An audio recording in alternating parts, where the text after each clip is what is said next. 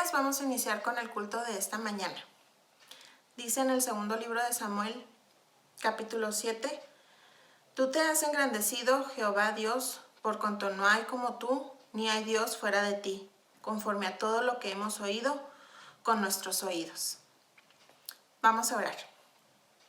Padre Celestial, gracias te damos porque nos das la oportunidad de estar nuevamente reunidos en tu nombre. Gracias, Señor, porque estamos con bien y porque nos has sostenido hasta este día. Te damos gracias por cada una de tus bendiciones. Gracias, Señor, por tu misericordia. En el nombre de Cristo Jesús. Amén.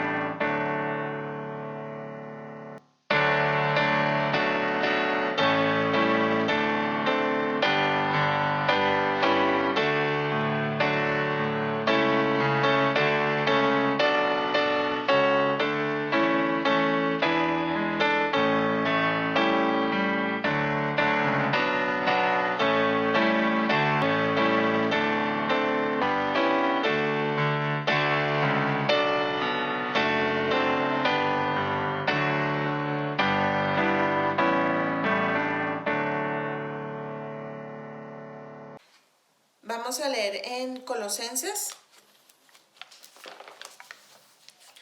capítulo 3, versículos del 15 y 16.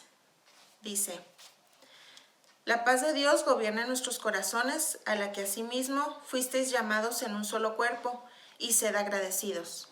La palabra de Cristo mora en abundancia en vosotros, enseñándoos y exhortándonos unos a otros en toda sabiduría, cantando con gracia en vuestros corazones al Señor, con salmos e himnos y cánticos espirituales. Es momento de expresar nuestras gratitudes ahí con nuestras familias.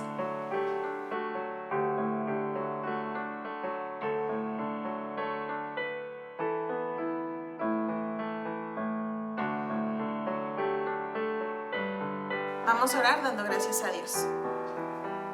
Nuestro buen Dios, nuevamente estamos delante de ti, agradecidos, Señor, por tus cuidados.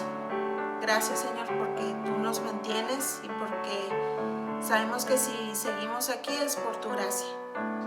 Gracias por tu provisión y porque tú estás al pendiente de tu iglesia Maranata. Te damos las gracias, Señor, por tu amor y por tu fidelidad en nuestras vidas. Te agradecemos todo esto en el nombre de Cristo Jesús. Amén. Dice el Salmo 100.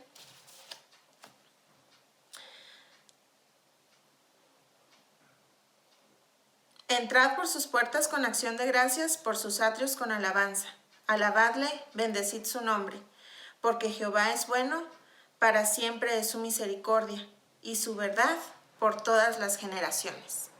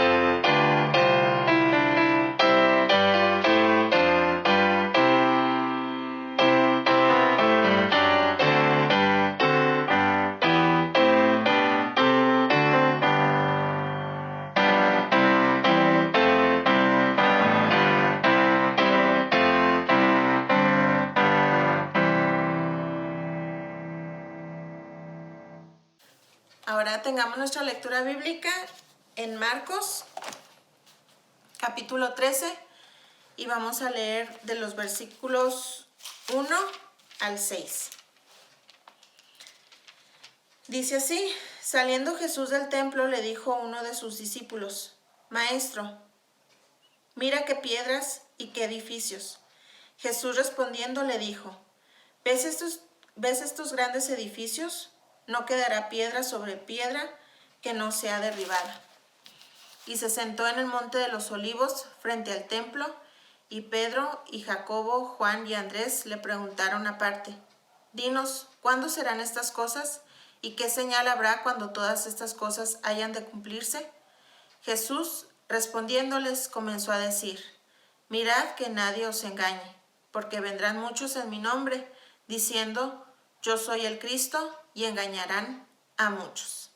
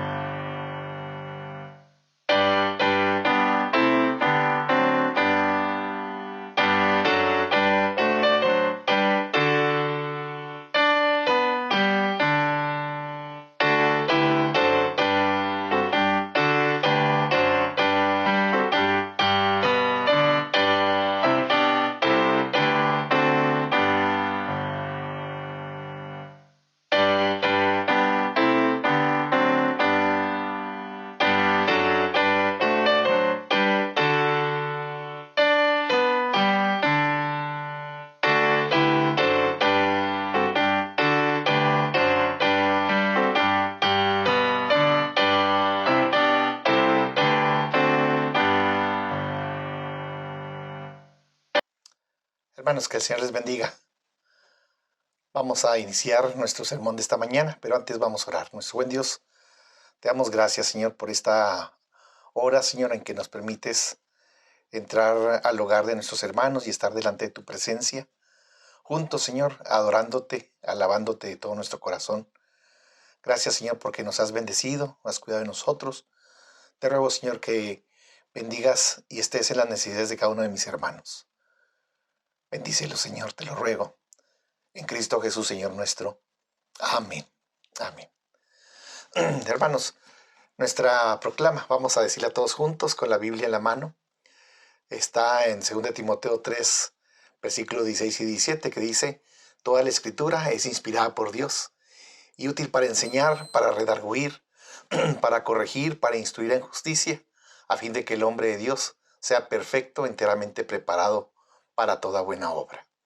Por lo tanto, la palabra de Dios contenida en este libro es la verdad que acepto creer, es la enseñanza que me comprometo a seguir, es la esperanza que me atrevo a confesar.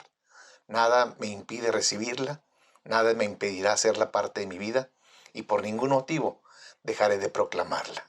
Estoy aquí para leerla, oírla y vivirla diariamente. Amén. Amén. Bien, mis hermanos, hoy vamos a seguir con el capítulo 13 de Marcos y la serie que hemos titulado Marcos, discípulos de Cristo. El texto lema está en Marcos 1:17, que dice: y les dijo Jesús: venid en pos de mí, y haré que seáis pescadores de hombres. Bien, mis hermanos queridos, en el texto bíblico se encuentra en Marcos 3:13, del versículo 1 al 6 vamos a estar meditando en esta hora. El título del sermón: La gran revelación de los tiempos. La gran revelación de los tiempos. Bien, cada vez que iniciamos un año nuevo, nos hacemos nuevos propósitos, que para algunos se traducen en metas o desafíos a corto, mediano y largo plazo, pero que en un momento tenemos que tomar la decisión de iniciar, de comenzar. Algunos de ellos tomarán más esfuerzo, pues todo cambio requiere de voluntad para hacerlo. Por lo que este año 2021, lo más importante, mi deseo es que sea que iniciemos la renovación de nuestro compromiso en nuestra relación íntima con nuestro Señor y Dios. Comprometámonos, mis hermanos, este año con nuestro Señor y Dios a servirle de todo nuestro corazón. Primero, dándole las gracias por permitirnos la salvación y la vida al estar aquí en este día, junto con la iglesia, reunidos para alabar y glorificar su nombre. A través de este medio, también le damos gracias a Dios por ello, nos unimos y apartamos este tiempo precioso para adorar y alabar a nuestro buen Padre Dios, en el nombre del Señor Jesús. Hermanos, demos gracias a Dios por la revelación que es en Cristo Jesús. Hoy nos es dado por medio de las Escrituras. Atesorémosla en nuestro corazón. Por lo que en el pasaje que hoy nos ocupa, vemos a los discípulos de Jesús asombrados por el templo majestuoso que estaban conociendo. Vayamos pues con sumo cuidado y humildad a este capítulo de Marcos 13 y veamos que es un capítulo que no podemos entenderlo en forma independiente de los demás capítulos. Sin embargo, la verdad es que solo lo podemos comprender con el contexto de los capítulos que lo anteceden, el capítulo 11 y 12. Nos llevan hasta la entrada triunfal a Jerusalén, ¿se recuerdan? Y los líderes religiosos, en el capítulo 11 y 12, donde el Señor tiene una serie de conflictos, ¿verdad? Y dificultades y discusiones con estos religiosos. Y por medio de este capítulo, el capítulo 13, vamos a ver las palabras hermosas del Señor Jesús de esperanza y de revelación, para luego poder entender lo siguiente, que es el capítulo 14, que nos va a hablar de la traición que le hicieron a Jesús, de la resurrección de Jesús. Y todos estos eventos toman sentido cuando comprendemos la importancia que el templo tenía para los judíos en aquel tiempo. Sí, mis hermanos, el templo era muy importante para el pueblo judío. El capítulo 11 y 12 abundan declaraciones de Jesús acerca del estado y el establecimiento religioso del pueblo de Israel. Maldice una higuera, ¿se recuerdan? La higuera estéril, símbolo de un sistema religioso corrupto que no produce fruto para Dios y que solo es apariencia, hipocresía religiosa. Lo encontramos ahí en Marcos 11, versículos 12 al 14 y 20 y 25. Y limpió el templo corrompido también por los religiosos que lo habían convertido en cueva de ladrones, y establece su casa llamada casa de oración. Capítulo 11, versículo 15 y 19.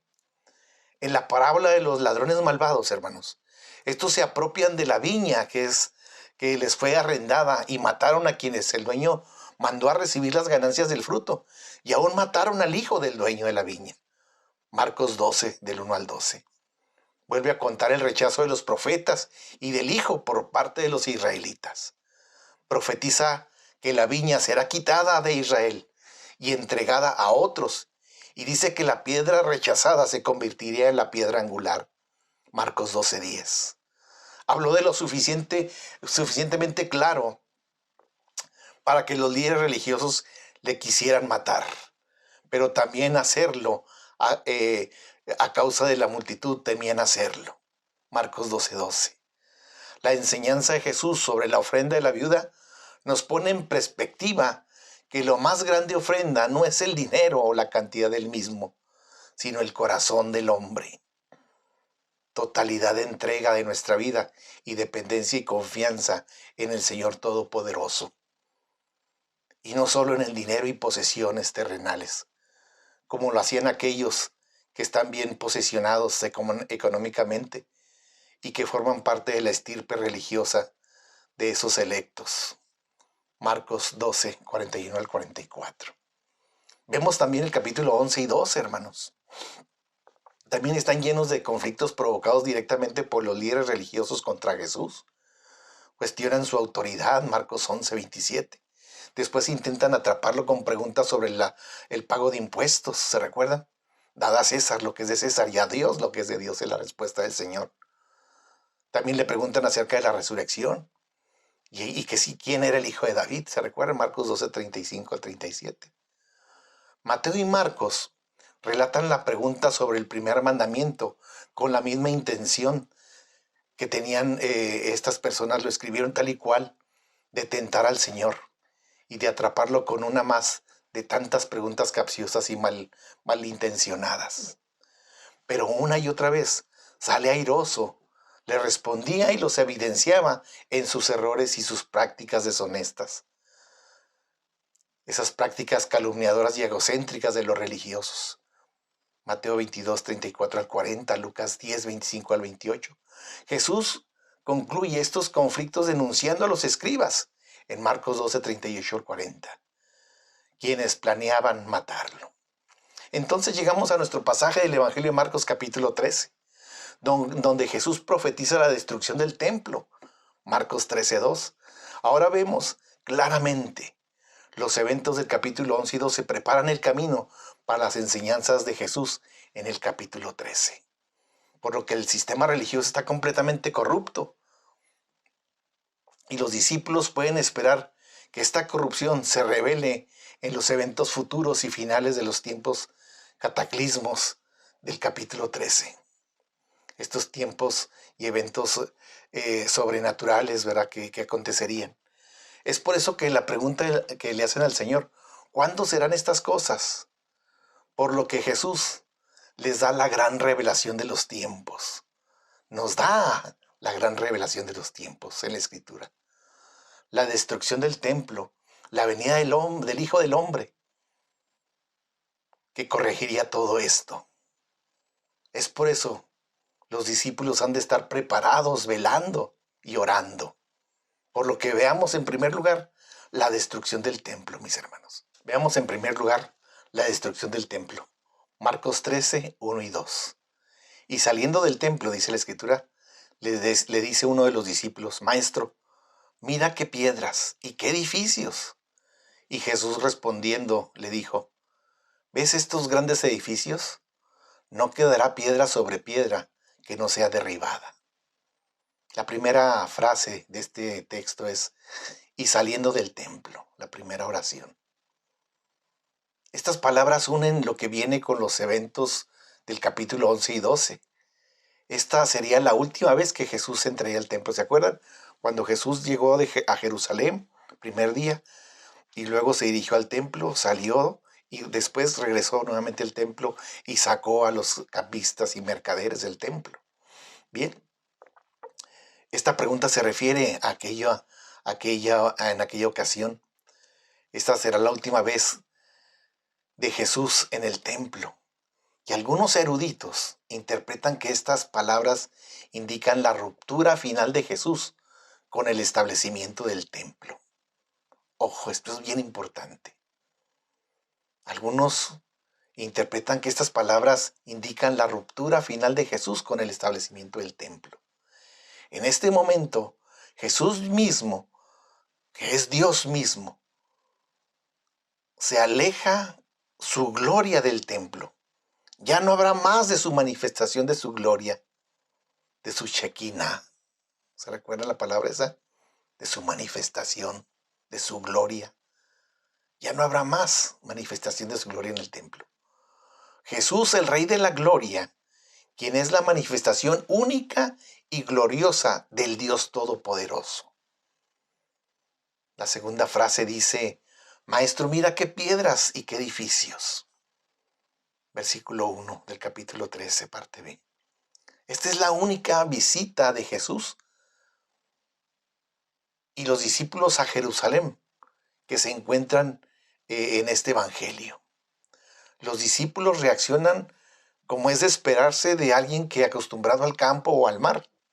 Entran a la gran ciudad iluminada, llena de edificios. Sin embargo, nos preguntamos cómo es que no pueden comprender el significado del conflicto tan grande entre Jesús y las autoridades religiosas. Si los discípulos veían cada tropiezo que querían ponerle al Señor Jesús.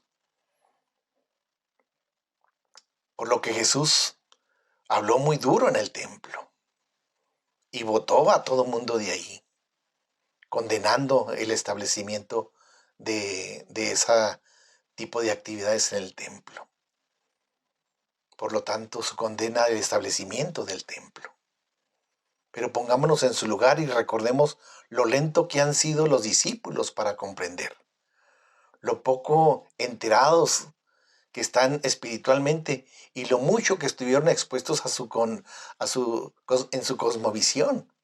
Eran manejados, manipulados por los escribas, por los fariseos, por los sacerdotes de las sinagogas. Los discípulos eran vulnerables a ese tipo de enseñanzas. Es como cuando llegamos recientemente nosotros al Evangelio. Traemos muchas cosas aprendidas. Y cuando vamos caminando en el Evangelio, pues vamos eliminando cada una de esas cosas, ¿verdad? Que sabemos que la palabra de Dios nos va revelando que son cosas que no agradan a Dios. Y vamos quitando, ¿verdad? Algunas cosas el Señor nos ayuda, por ejemplo, en nuestro vocabulario, en nuestra forma de comportarnos. El Señor va purificando nuestros labios, nuestro hablar. Vamos dejando los vicios, ¿verdad? Que estamos enredados en los vicios, mis hermanos, porque es cierto. Estábamos acostumbrados al pecado. Vivíamos en el pecado. Y a través de la palabra de Dios y el Espíritu Santo nos va regenerando y haciendo nuevas criaturas día con día. A los discípulos les pasó igual, traían muchas viejas costumbres. Y una de ellas arraigada en el corazón es que amaban su templo. Era un templo extraordinario. Pongámonos en el lugar de ellos. Los discípulos solo veían el bello exterior del templo y están anonadados por el templo. Solo el buen médico, Jesús, ve el cáncer enraizado por dentro. El complejo del templo es verdaderamente una cosa maravillosa. Herodes el Grande comenzó su construcción en el año 20 a.C. Y aún 50 años más, trabajadores continuaban dándole los toques finales con los herederos al trono de Herodes. ¿Se acuerdan? Herodes el Grande fue el que persiguió a José y a María y quería matar al niño Jesús. Luego murió y entonces siguió otro Herodes. Aún 50 años más tarde trabajaban dándole sus retoques a este edificio tan hermoso.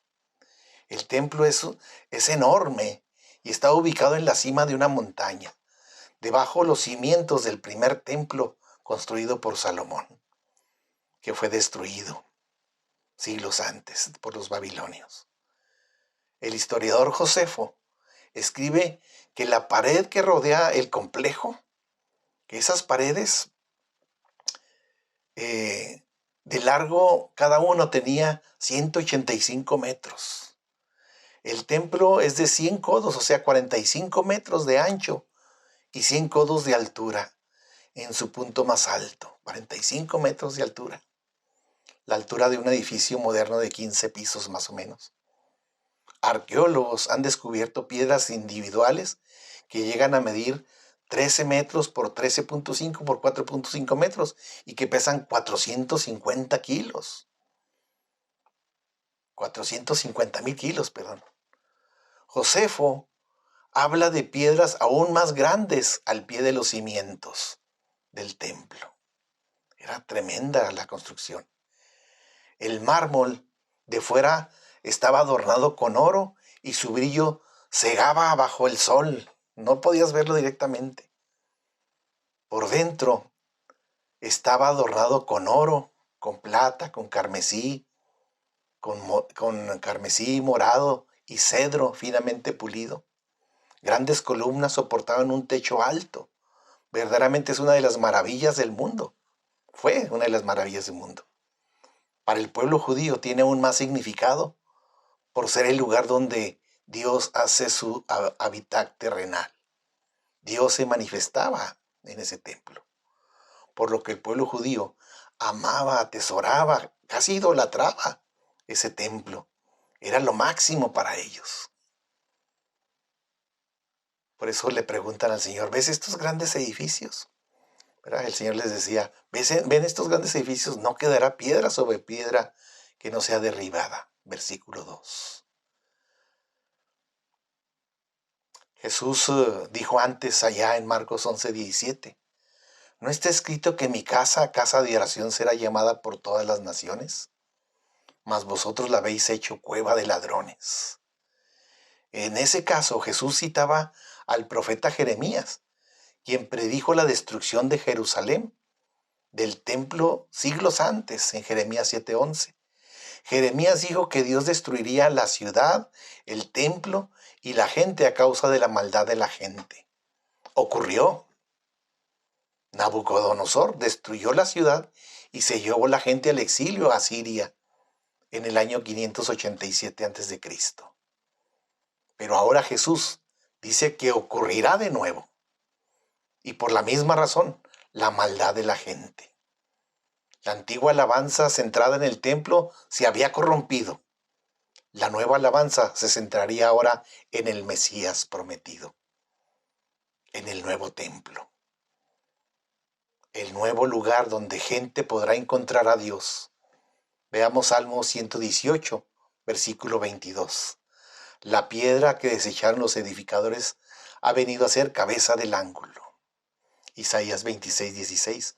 Por tanto, Jehová el Señor dice así: He aquí, yo he puesto en Sión por fundamento una piedra, piedra probada, angular, preciosa, de simiente estable. El que creyere, no se apresure. Ezequiel 37, 26. Y haré con ellos pacto de paz, pacto perpetuo seré con ellos. Y los estableceré y los multiplicaré, y pondré mi santuario sobre ellos para siempre. Hermosa promesa. Mateo 12, del 6 al 8. Pues os digo que uno mayor que el templo está aquí, dice el Señor Jesús. Y si supieres qué significa, voy a leerlo de nuevo, Mateo 12, 6 al 8. Pues os digo que un mayor que el templo está aquí. Y si supieses qué significa, misericordia quiero y no sacrificio, no condenaríais a los inocentes, porque el Hijo del Hombre es Señor del día de reposo. Palabras del Señor Jesús. Pues os digo que uno mayor que el templo está aquí. Bien, también nos dice allá en Juan capítulo 1, verso 14 al 18. Y aquel verbo fue hecho carne y habitó entre nosotros, y vimos su gloria, gloria como la del unigénito del Padre, lleno de gracia y de verdad, porque de su plenitud tomamos todos, y gracia sobre gracia. Pues la ley por Moisés fue dada, pero la gracia y la verdad vinieron por medio de Jesucristo. A Dios nadie le vio jamás. El unigénito Hijo, que está en el seno del Padre, Él le ha dado a conocer. Y Juan 4, 20 al 24, hermanos. Nuestros padres adoraron en este monte, hablando del Señor Jesús con la samaritana. Dice nuestros padres, la samaritana, nuestros padres adoraron en este monte. Y vosotros decís que en Jerusalén es el lugar donde se debe de adorar. Y luego le responde el Señor Jesús. Jesús le dijo: mujer, créeme que la hora viene cuando ni en este monte ni en Jerusalén adoraréis al Padre. Vosotros adoráis lo que no sabéis, nosotros adoramos lo que sabemos, porque la salvación viene de los judíos. Mas la hora viene y la hora es cuando los verdaderos adoradores adorarán al Padre en espíritu y en verdad, porque también el Padre tales adoradores busca que le adoren. Versículo 24. Dios es espíritu, y los que le adoran en espíritu y en verdad es necesario que le adoren. Sería de esperar que cualquier profecía de la destrucción de Jerusalén o del templo engendraría oposición por parte de la gente poderosa y de todo el pueblo. Así fue antes. Las autoridades enojadas por las profecías que Jeremías había hecho sobre Jerusalén lo encarcelaron en una cisterna, y en la mazmorra no había agua sino cieno, y se hundía Jeremías en el cieno. Jeremías 38, 6. Amenazaron con matarle. Por lo tanto, hacer tales profecías puede ser un mal negocio, por lo que la profecía de la destrucción del templo haría un papel importante en la crucifixión del Señor Jesús. Cuando Jesús es llevado ante el tribunal, la acusación formal en su contra era lo que nos dice allá en Marcos 14, 58. Nosotros dicen los sacerdotes, ¿verdad? Le dijeron: nosotros le hemos oído decir, yo derribaré este templo que es hecho de mano, y en 3 días edificaré otro otro hecho sin manos. Esta es una versión torcida de las palabras de Jesús dichas a sus discípulos en Marcos 13:2. La verdad es que el Señor Jesús dijo, respondiendo Jesús dijo, ¿ves estos grandes edificios? No quedará piedra sobre piedra que no sea derribada. Eso es lo que dijo el Señor Jesús. Y los sacerdotes y escribas y fariseos fueron y dijeron, nosotros le hemos oído decir, yo derribaré este templo. Ven cómo está tragisverjada la aseveración del Señor Jesús. Él dijo, ¿ves estos grandes edificios? No quedará piedra sobre piedra que no sea derribada. Y los sacerdotes dijeron, nosotros le hemos oído decir, yo derribaré este templo que es hecho de manos y en 3 días edificaré otro hecho sin manos. Así es el enemigo de astuto. Tuerce la palabra de Dios. Es muy posible que la predicción de la destrucción del templo bien pudo haber sido gran parte de la razón de la pérdida de la buena voluntad que tenía el Señor con el pueblo. Porque muchos querían dijimos ya, era su perla dorada, el templo. Esto ciertamente parece posible, según la entusiasta bienvenida que Jesús recibió al entrar en Jerusalén, allá en Marcos 11, 1 al 11, y la total falta de apoyo pocos días después, cuando Jesús fue llevado ante Pilato, Marcos 15, 11. ¿Qué fue lo que causó este cambio tan drástico de actitud en la gente? Marcos anota que los altos sacerdotes instigaron a la multitud a pedir que Pilato soltara a Barrabás en vez de a Jesús en Marcos 15, 11. Pero los sacerdotes necesitaban un argumento creíble para poder alborotar a la multitud.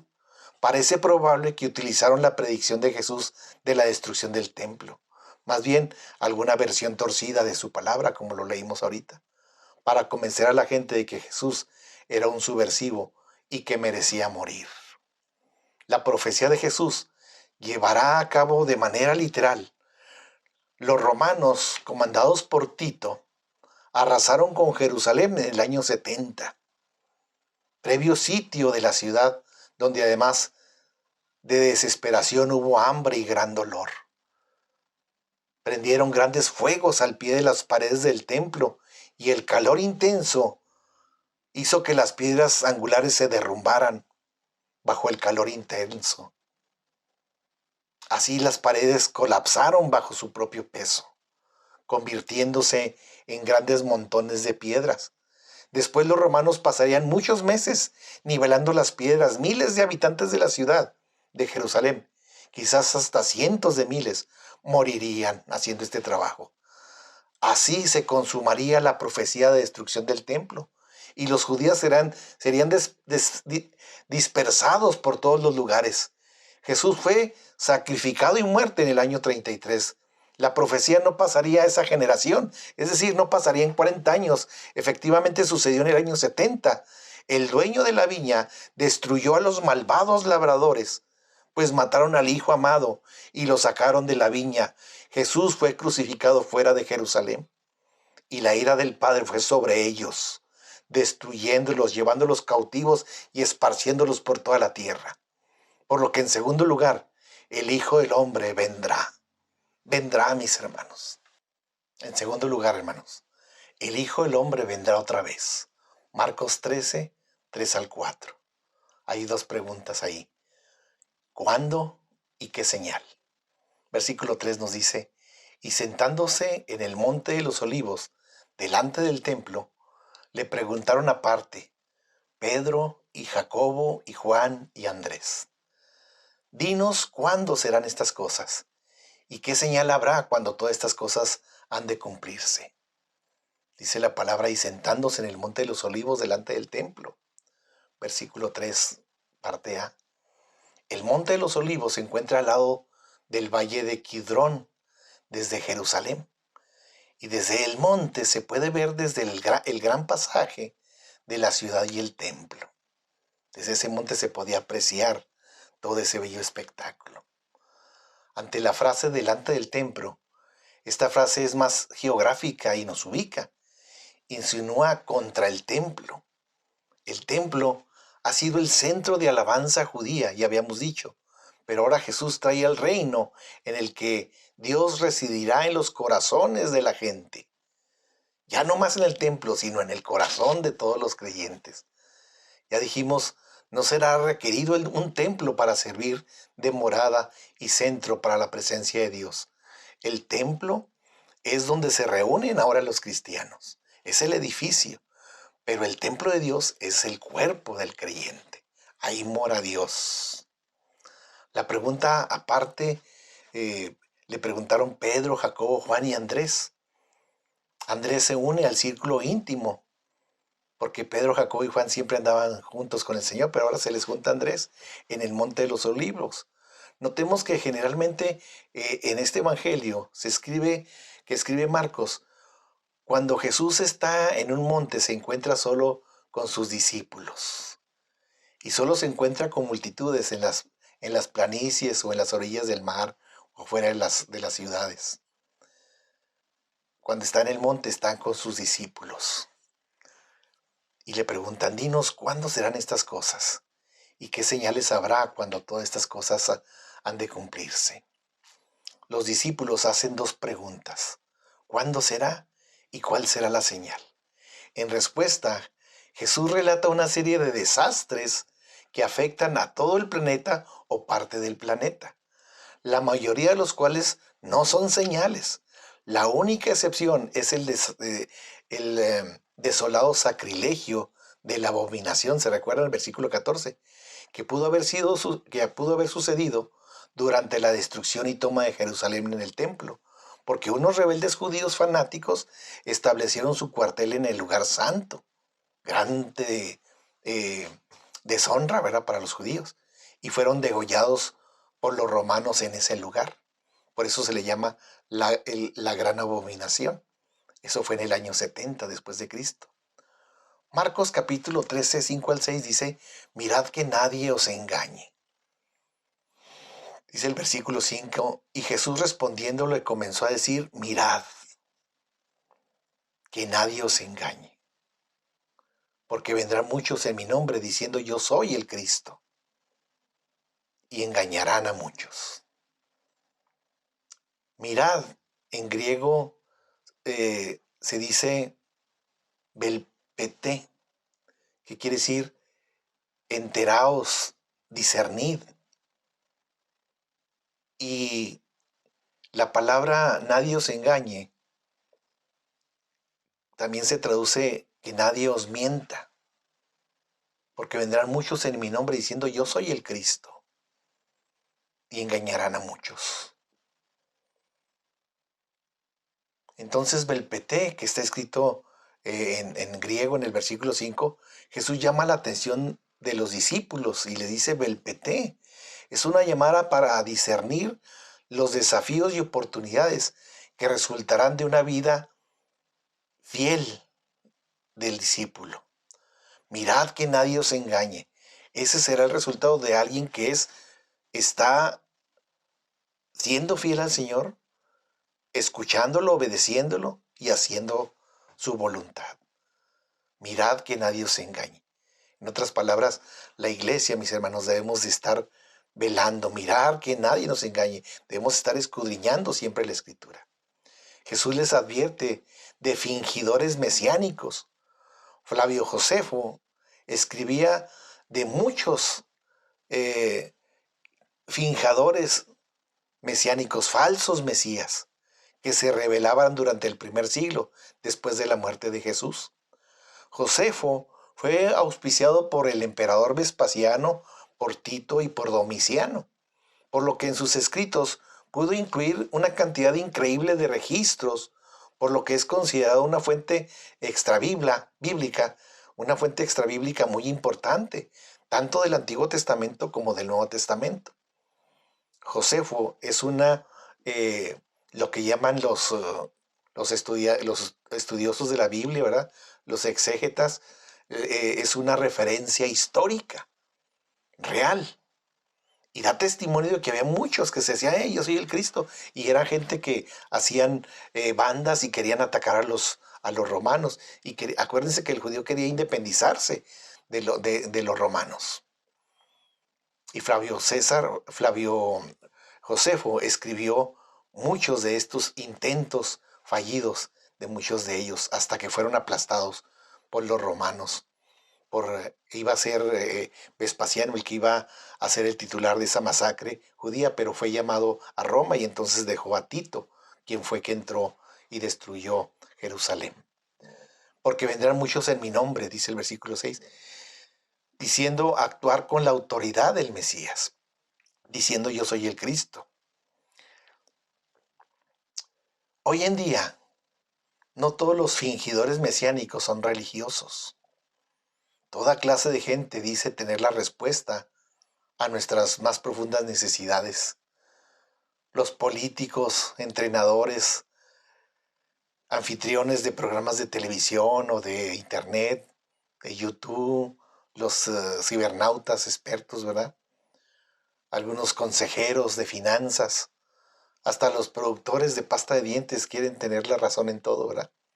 El humanismo es otra salida falsa, ya que cubre en apariencia las necesidades del hombre, pero su fin es la muerte. El yo puedo, el yo quiero, el creernos autosuficientes, nos va separando de Dios. Tengamos cuidado, hermanos. Yo siempre he dicho que el humanismo es bueno, pero en la sabia medida. No dejemos que el humanismo entre como una filosofía de vida en nuestras vidas. La filosofía de vida nuestra es la palabra de Dios. Si queremos llamarle filosofía, pero es una forma, es la forma de vida nueva en Cristo. Es nuestra guía de fe y práctica, la palabra de Dios.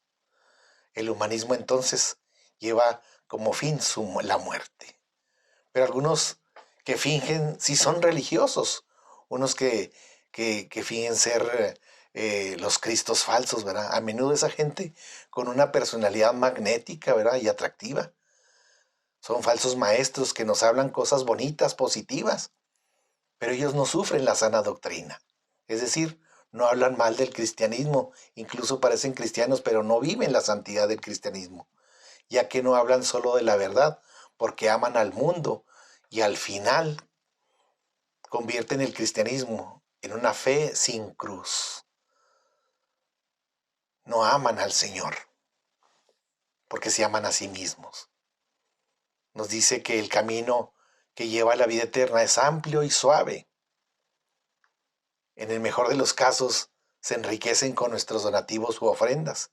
En el peor de los casos, llevan a muchos a la muerte. Por ejemplo, Jim Jones, ¿se acuerdan allá?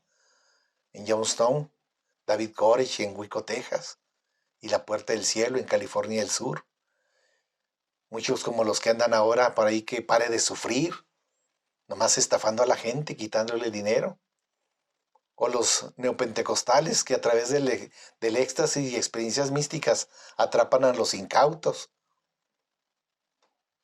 A los que pregonan también la prosperidad, que solo los líderes prosperan en casa, igual que los muyas musulmanes, que se sienten seguros ahí en sus mezquitas mientras reclutan jóvenes para convertirse en bombas suicidas, por lo que el día a día se cumple y engañarán a muchos.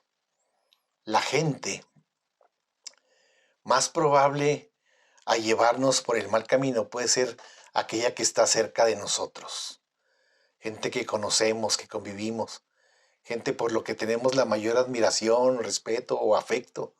Los jóvenes son vulnerables a sus amistades, a sus profesores, a sus ídolos atletas o los músicos y a otras personas célebres. Los adultos son vulnerables a su supervisor de trabajo, a su colega, a su compañero de parranda, a su esposa o esposo. Los casinos atraen a gente con bebidas gratis, ¿se han dado cuenta? Ofreciendo dinero de entrada. Dinero gratis para luego despelucarte, ¿verdad? Por lo que la lista de aquellos capaces de llevarnos por el mal camino casi no tiene fin. ¿Qué decir de los del mundo, ¿verdad? Los fornicarios, los idólatros, adúlteros, afeminados, los que se echan con varones, o ladrones, o los ávaros, o los borrachos, los maldicientes, los estafadores, por lo que debemos desarrollar un espíritu de discernimiento, hermanos, y hemos de seguir a Cristo con gran determinación. A tal extremo, Deuteronomio nos aconseja. Fíjense bien lo que dice Deuteronomio, allí en el capítulo 13, versículos 6 al 8. Se va al extremo, pero es cierto. Cuando te incitare tu hermano, hijo de tu madre, o tu hijo, o tu hija, o la mujer de tu seno, o tu amigo, que sea como tu alma, diciendo en secreto, vámonos y sirvamos a dioses ajenos, no consentirás con él, ni le darás oído, ni tú, ni tu ojo le perdonará, ni tendrás compasión, ni lo encubrirás. Deuteronomio 13, de 6 al 8. Esto nos debe de conducir a considerar que debemos de ser testimonio a la gran nube de testigos que está alrededor nuestro. Por lo que siempre estamos velando y orando hasta que Cristo venga, hermanos, o vayamos a su presencia. El apóstol Juan en su primera carta en el capítulo 2, verso 16 dice, porque todo lo que hay en el mundo, los deseos de la carne, los deseos de los ojos y la vanagloria de la vida, no proviene del Padre, sino del mundo. Y el mundo pasa y sus deseos, pero el que hace la voluntad de Dios permanece para siempre. No desmayemos, vivamos la vida en Cristo. Nos ha dado vida nueva aquí en la tierra, viviéndola en armonía perfecta con nuestro Dios mediante Jesucristo, dando testimonio de Él, compartiendo su palabra, orando y velando. El Señor viene, hermanos. En tercer lugar, hermanos, consideremos guerras y rumores de guerras. Marcos 13, del 7 al 8. Guerras y rumores de guerras. Versículo 7. Mas cuando oyereis de guerras y de rumores de guerras, no os turbéis, porque conviene hacer así. Mas aún no será el fin, porque se levantará nación contra nación y reino contra reino, y habrá terremotos en muchos lugares, y habrá hambres y alborotos. Principios de dolores serán estos. Dice la palabra, mas cuando oyereis de guerras y de rumores de guerras, no os turbéis, porque conviene. O sea, es necesario que sea así, mas aún no será el fin. Al leerlo el versículo 7, por primera vez, parece que el versículo 7 y 8 contestan la pregunta de los discípulos. ¿Y qué señal habrá cuando todas estas cosas han de cumplirse? Versículo 4. Pero Jesús hace lo contrario. Cita eventos que a menudo se entienden, que son comunes, entendidos como señales del fin del tiempo. Guerras, terremotos, hambres. Pero dice, mas aún no será el fin. El énfasis no está en que las señales marquen el final del tiempo, sino que no lo hacen. Déjenme explicar esto. Siempre ha habido guerras y rumores de guerras. Desde siempre. El hombre ha sido bélico y siempre ha querido conquistar a través de las armas, de la guerra, de la violencia. Ha habido conflictos entre naciones. Muchos países se han dividido, ¿verdad? Precisamente en la actualidad. ¿Se acuerdan? Yo cuando estaba en la primaria me acordaba del continente euroasiático africano. Pues ya ahora ya no, ahora ya es Rusia y hay otro, pero y es otro, ya ni sé ni cuántos países son ahí. Sin embargo, se han dividido y han nacido nuevas naciones. Jesús cita eventos que a menudo son entendidos como señales del fin del tiempo. Cuando alguien está en guerra dice, esto es el fin del mundo. O cuando hay un terremoto, ¿verdad? Oh, se va a acabar el mundo. O cuando hay un incendio como los de California. Tremendos incendios, ¿verdad? En el Amazonas, se recuerda el año antepasado. La gente cree que son señales del fin del mundo. Pero no lo son. Eso siempre ha habido. Son eventos cataclísmicos que ocurren a nuestro alrededor o que nos ocurren a nosotros. Jesús dice, mas aún no será el fin. Debemos tener paciencia y debemos mantener la esperanza, hermanos. Porque se levantará nación contra nación y reino contra reino, y habrá terremotos en muchos lugares, y habrá hambres y alborotos. Versículo 8. En los años tras la muerte de Jesús, hubo un número de incidentes que entran en esta descripción.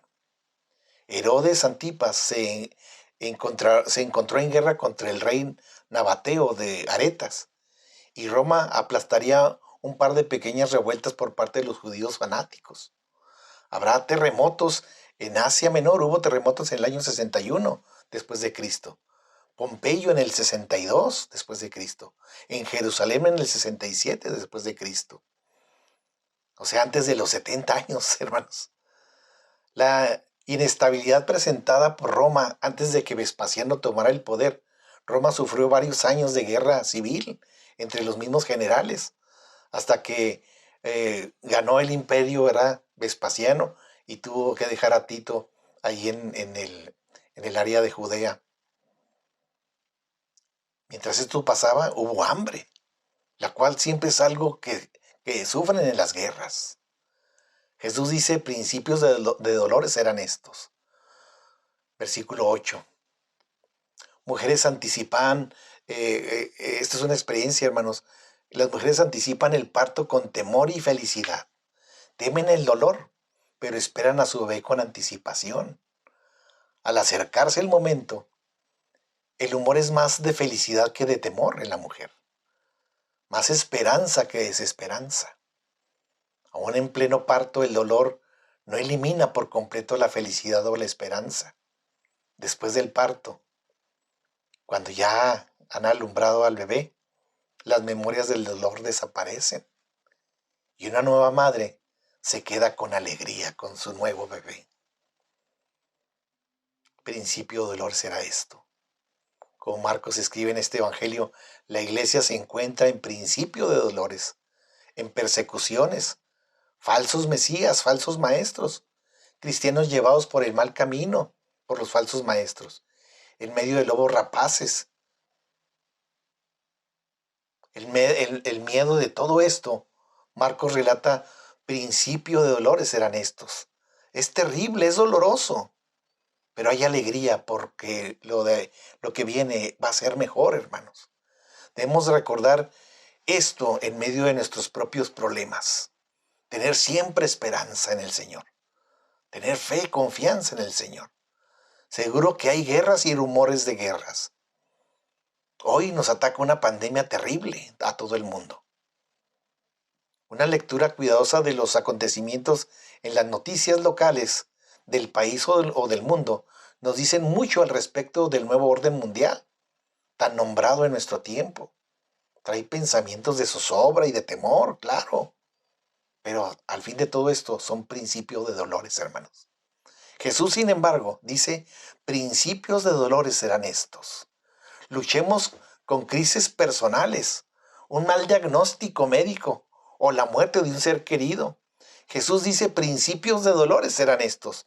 No importa lo terrible que sea, los eventos del día no son el último capítulo de nuestra vida, hermanos. Hay momentos de alegría por delante. Siempre hay esperanza en Cristo Jesús. La pregunta de los discípulos y su petición de una señal, el versículo 4, tiene que ver con la destrucción del templo que Jesús profetizó en el versículo 2. Pero el final este capítulo señala, no es la destrucción del templo, sino la venida del Hijo del Hombre. En el versículo 24 y 27. La destrucción del templo es solo uno de los sufrimientos por el que el mundo de aquel entonces pasó en camino a la segunda venida de Cristo. Por lo que preparémonos, estemos velando y orando. Por lo que el Señor nos dice en Marcos 13:5, mirad que nadie os engañe. El versículo 6, porque vendrán muchos en mi nombre diciendo, yo soy el Cristo, y engañarán a muchos. Versículo 7, mas cuando oigáis de guerras y rumores de guerras, no os turbéis, porque es necesario que suceda así, pero aún no es el fin.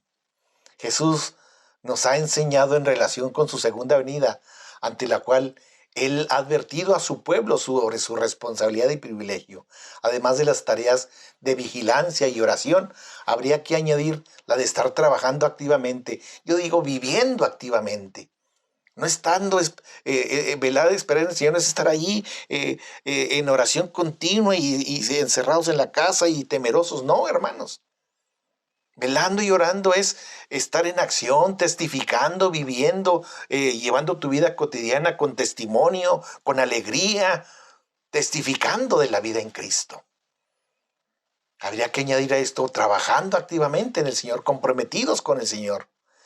Estas instrucciones son también para mí y para ti, aunque la vigilancia sea diferente. Yo como pastor pues tengo mayor responsabilidad. Tengo que estudiar todos los días la palabra de Dios, aunque tú también debes de estudiarla. Debes orar todos los días, como yo también debo orar todos los días.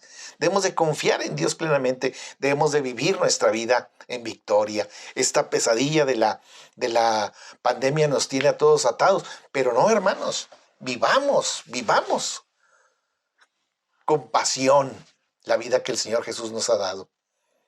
Aprovechemos hoy el tiempo en casa, bendiciendo a los nuestros, siendo bendición de los nuestros, dando testimonio a los vecinos. Hay mucho por qué vivir. Uno puede vigilar con ansiedad y con temor, pero el Hijo de Dios ha de vigilar esperando, motivado por la bendita esperanza de la aparición gloriosa de Cristo. Y esta es una actitud de gozo y de gozosa expectativa, le puse yo. La actitud de gozosa expectativa es esperar con gozo al Señor, con alegría de vivir. Esperemos orando, velando, sí, gozándonos con la gloriosa expectativa de Jesús, porque Jesús viene otra vez. El miedo es solo para los que no pertenecen a Cristo, para los que no pertenecen al reino. Por lo que esperemos con gloriosa expectativa, hermanos. Vivamos la gran revelación de los tiempos. Jesús ya lo ha dicho. Dijo que el templo se iba a destruir y se destruyó. Dijo que él iba a morir y murió. Dijo que iba a resucitar y resucitó. Y dijo que iba a volver otra vez. Iba a volver, hermanos. Ténganlo por seguro.